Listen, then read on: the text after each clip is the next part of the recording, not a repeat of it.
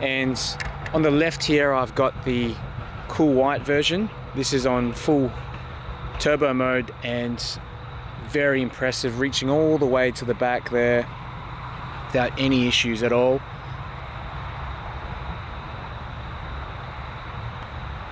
Wow.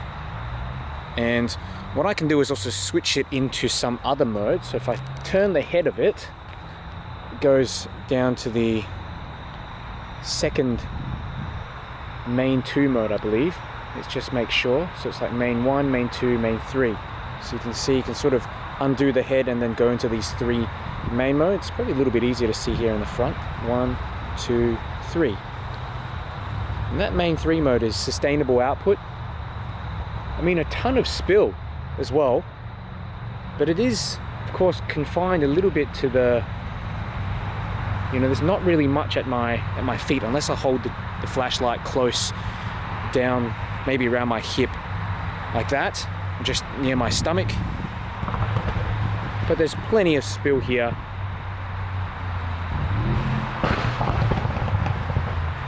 Cars backfiring. Let's go on to the turbo mode again, and yep, that's super impressive. Look at that. Yeah, that's a ton of light. It's picking up some animal there. See the eyes sort of reflecting back. There we go. I'll go swap over to the other warm version here, and the cool version to the left and the warm version, so you can just sort of compare. Range wise, pretty similar. Output wise, look, you can't really tell much of a difference, but definitely I think the white does look a bit brighter. Okay, but of course the warmer color, the 4000K version, it just is a lot easier on the eyes, especially at night. Okay, you can just see the hotspot on the tree there. Very large hotspot, practical. And I know I love those very throwy lights, those pinpointer sort of flashlights, but often you don't find much use for them in everyday tasks, everyday use. And this is kind of the best of both worlds. I mean, it's still throwy enough to see all the way back into that clearing, the back of those trees, but still produces a ton of flood.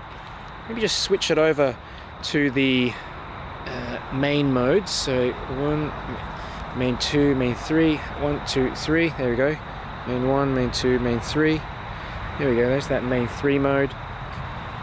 You can sort of swap between both of them here. So if you just unscrew the head slightly, you can go from turbo to main 3. So you might be kind of walking around like this, and you just will need to spot something, and you just screw the head in a little bit and then unscrew it.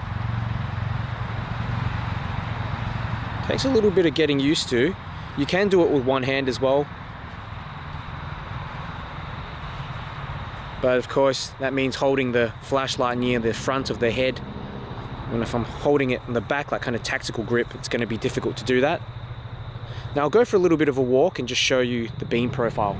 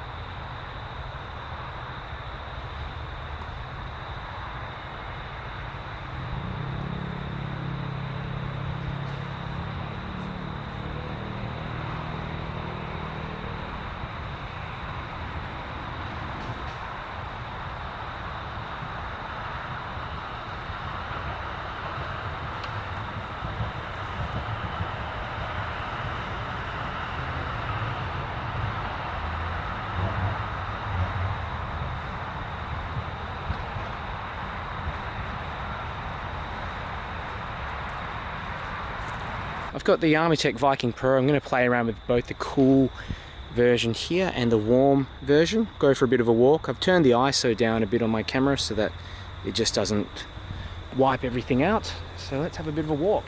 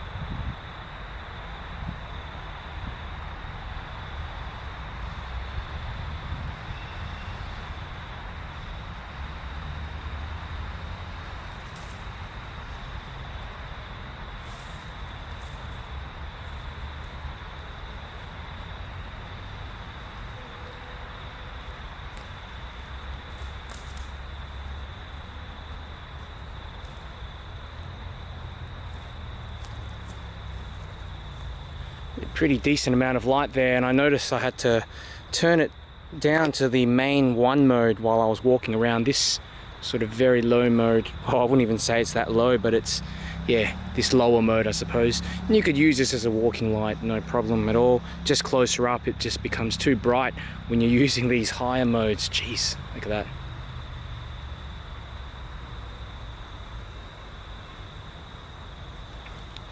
And I did find that the warmer version was definitely a lot easier on the eyes, that's for sure.